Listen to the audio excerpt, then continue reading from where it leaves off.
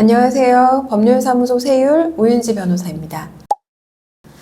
임대차 계약 기간이 종료가 됐는데 보증금을 제때 받지 못하는 경우가 꽤 많죠.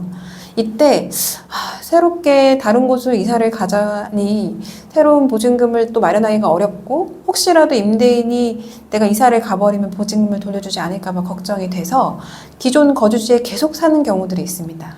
이때 이미 임대차 계약은 종료가 됐는데 이 집에 계속 사는 거 불법인가 아닌가 궁금하지 않으세요? 오늘은 이에 대해서 한번 알아보겠습니다. 임대인과 임차인 사이에는 동시에 해야 되는 의무가 있습니다. 이런 걸 동시행 관계라고 하는데요. 바로 보증금의 반환, 임대차 목적물의 반환, 이 두 의무가 서로 동시에 이루어져야 합니다.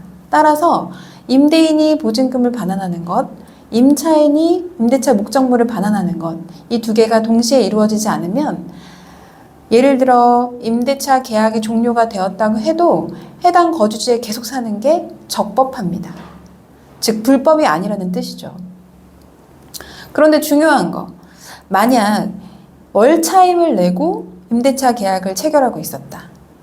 그렇다면 보증금을 돌려받지 못해서 내가 이사를 가지 못하는 것이라고 하더라도 월차임은 계속 납부를 하는 것이 맞습니다. 월차임을 납부하지 않고 계속 사는 경우에는 이를 부당이득이라고 하거든요. 즉, 임대인과 임차인 사이에는 이미 임대차 계약이 끝나버렸기 때문에 더 이상 이 둘 사이에는 법률적인 관계가 존재하지 않습니다. 그래서 아무런 법률적인 관계 없이 어떠한 이득을 얻었다, 이런 것을 부당이득이라고 하는데, 내가 이 집에 살 수 있는 어떠한 권한이 없는 상태에서 이 집을 살고 있다라고 하면 부당이득을 하고 있는 것이기 때문에 이를 반드시 월차임으로 납부를 해야 한다는 뜻입니다.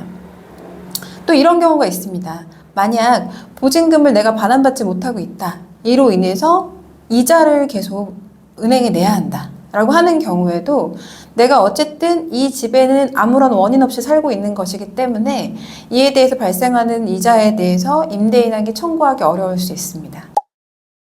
오늘은 임대차 계약 기간이 종료가 된 이후에 만약 보증금을 반환받지 못해서 산다면 이에 대해서 그 집에 거주하는 것을 불법으로 볼 수 있을 것인가에 대해 알아봤습니다.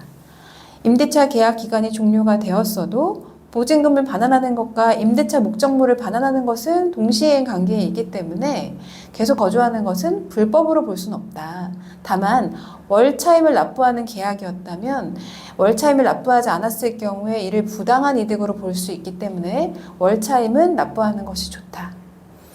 다음엔 더 유익하고 좋은 정보로 찾아뵙겠습니다. 감사합니다.